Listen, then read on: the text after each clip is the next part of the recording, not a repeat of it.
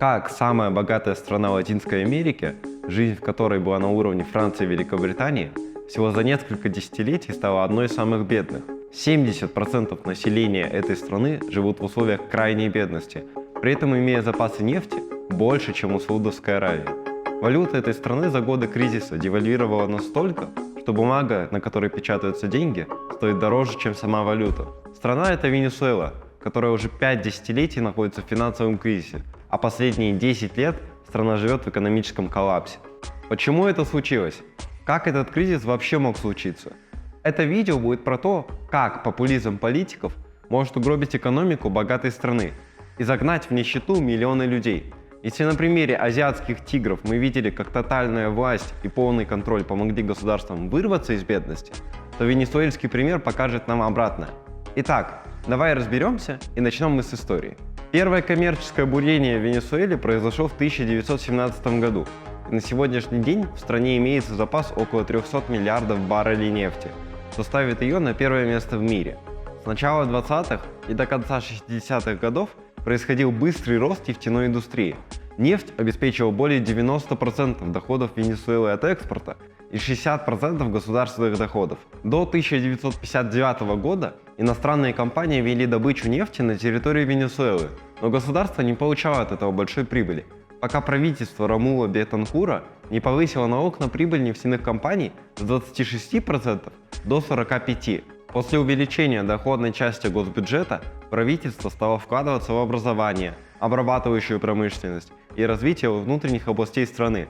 В 1973 году цены на нефть на мировом рынке выросли с 3 до 12 долларов, а следовательно и доходы Венесуэлы от экспорта нефти выросли на 400%.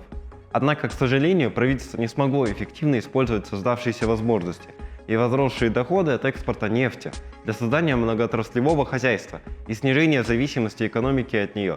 Созданная в результате национализации государственная нефтяная компания Petróleos de Venezuela работала крайне неэффективно, расходуя значительные средства на дорогостоящие амбициозные проекты, а также высокие зарплаты управляющим работникам. В конце 1980-х годов резкое снижение нефтяных цен на мировом рынке привело к экономическому кризису. Инфляция в стране в 1989 году выросла до 84,5% в год. Президент Карлос Перес попытался бороться с этими проблемами, используя различные кредиты Международного валютного фонда и другие меры жесткой экономии.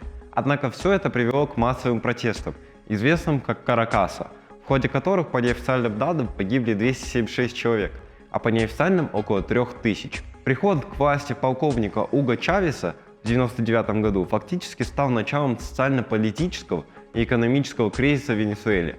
Чавес игнорировал советы мировых экономистов и не инвестировал нефтяные доходы в другие отрасли экономики, не развивал внутреннее производство и не привлекал иностранных инвесторов, а занимался популизмом и увеличивал государственные расходы на социальную поддержку. Его программа боливарианского социализма или социализма 21 века подразумевала национализацию предприятий, контроль над ценами и курсом валюты, а также другие экономические меры, которые медленно, но верно вогнали страну в долги. Из-за этих мер иностранные инвесторы стали постепенно уходить из страны. Тогда, в 2005 году, США начали вводить первые санкции против Венесуэлы. Преемник Чавеса, Николас Мадуро, пришел к власти в 2013 году. Ситуация еще больше обострилась. Страна становилась все более закрытой и бедной. Оппозиция и инакомыслие жестко подавляли, что привело к отъезду людей из страны. Мадуро обвиняли в нарушении прав человека, поэтому с 2015 года давление со стороны США усилилось. Белый дом закрыл в Венесуэле доступ к американским финансовым рынкам, к доллару, проведению международных операций, а также венесуэльское руководство было обвинено в фальсификации выборов, торговле наркотиками, коррупции и валютных махинаций. После того, как в 2018 году Мадуро победил на президентских выборах, США и Евросоюз отказались признать их результаты. Тогда США ввело санкции против нефтяной компании Petróleos de Venezuela, которые были разрушительными. Все это делалось США для того, чтобы свергнуть правительство Мадуро. Но основной удар пришел по обычным гражданам, а не по правительству. В 2019 году администрация президента Дональда Трампа ввела фактический запрет на импорт нефти из Венесуэлы в США. а это 30% от всех продаж. Нефтедобыча страны упала с 2,5 миллионов до 300 тысяч баррелей в сутки. Инфляция в стране продолжала расти, и Мадуро ввел контроль над ценами, что ускорило кризис предложения. Из-за запрета повышать цены в первый год президентства Николаса Мадуро в стране закрылись почти 78 тысяч предприятий, а это привело к дефициту товаров и еще большему росту цен. В 2016 году инфляция составила 274%, а в 2018 дошла до 130 тысяч %. Дважды проводилась деноминация, когда от денег отсекались лишние нули. В итоге нацвалюта стоила дешевле, чем бумага, на которой она печаталась. В 2021 году 76% людей в Венесуэле находились в условиях крайней бедности, а 7 миллионов человек нуждались в гуманитарной помощи. 30% живут в условиях голода. Миллионы венесуэльцев вынуждены были покинуть страну. Общее число уехавших составляет 6 миллионов человек, что около 20% населения. Среди покидающих страну были квалифицированные специалисты из разных отраслей. Например, уволенные сотрудники госнефтяной компании в 2 раза увеличили нефтедобычу в Колумбии и начали разрабатывать месторождения нефтяных песков в Канаде. BBC называет этот кризис крупнейшим миграционным кризисом в новейшей истории Латинской Америки. Для того, чтобы хоть как-то исправить ситуацию, Венесуэла отменила государственный контроль над ценами, и теперь в стране открываются предприятия и магазины. Также были сняты многие валютные ограничения, благодаря чему компании начали платить зарплату сотрудникам не обесцененным боливаром, а валютой.